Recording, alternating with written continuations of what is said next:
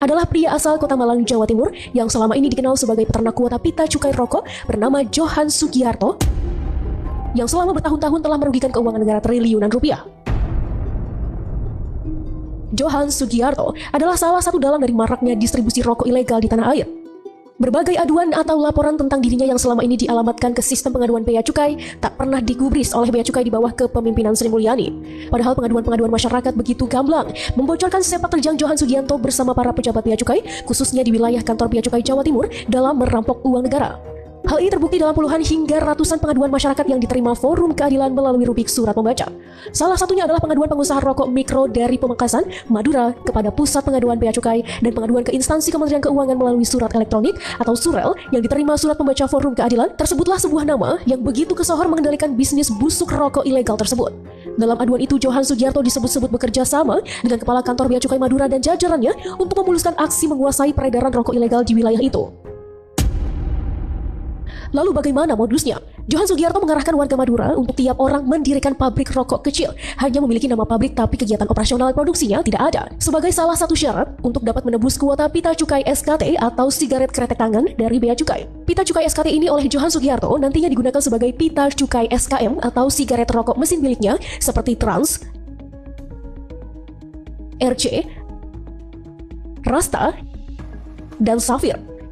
Johan sangat cerdik memanfaatkan masyarakat Madura dengan cara membeli kembali pita cukai SKT dari pengusaha-pengusaha pabrik rokok kecil tersebut dengan harga senilai 5 juta rupiah hingga 7.500.000 rupiah per rim. Jika satu usaha mikro mendapatkan 2 rim pita cukai dalam sebulan dikali 300 unit usaha rokok yang saat ini ada di Madura, maka total cuan 300 dikali 2 dikali 5 juta sama dengan 3 miliar rupiah per bulan.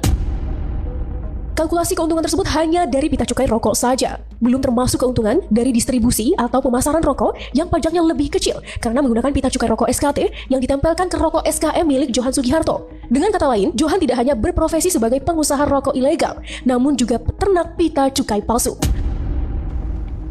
Monopoli bisnis ilegal pita cukai palsu memang sudah lama menjadi isu publik yang melibatkan pengusaha-pengusaha nakal yang bermitra dengan oknum Ditjen Bea Cukai, baik di kasus pita cukai palsu untuk rokok dan pita cukai palsu minimum beralkohol plus minuman alkohol itu sendiri.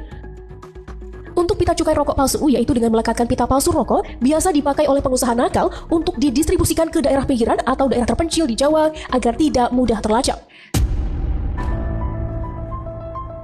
Dari mana pita cukai palsu tersebut diperoleh?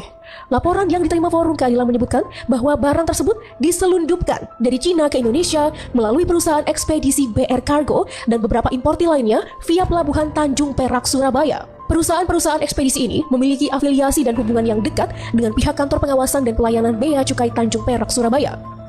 Untuk menutupi importasi tersebut agar aman, maka diberikan fasilitas jalur hijau oleh pihak Bea Cukai sehingga barang tersebut di atas tidak dilakukan pemeriksaan fisik seperti jalur merah. Sudah bukan merupakan rahasia umum, perusahaan ekspedisi BR Cargo dan importir lainnya dapat mengurus segala macam barang walaupun tidak memiliki izin, sehingga dapat memasukkan barang dari luar negeri tanpa adanya pengawasan yang ketat dari pihak Bea Cukai dikarenakan fasilitas jalur hijau tersebut. Hal ini mengakibatkan jumlah minuman beralkohol yang berada di pasaran lebih banyak daripada jumlah pita cukai yang diterbitkan secara resmi oleh Bea Cukai dalam kurun waktu yang berjalan dengan perbandingan 1 legal berbanding 100 ilegal. Diinformasikan berasal dari pelabuhan Tanjung Perak, Surabaya melalui ekspedisi BR Cargo dan importir lainnya.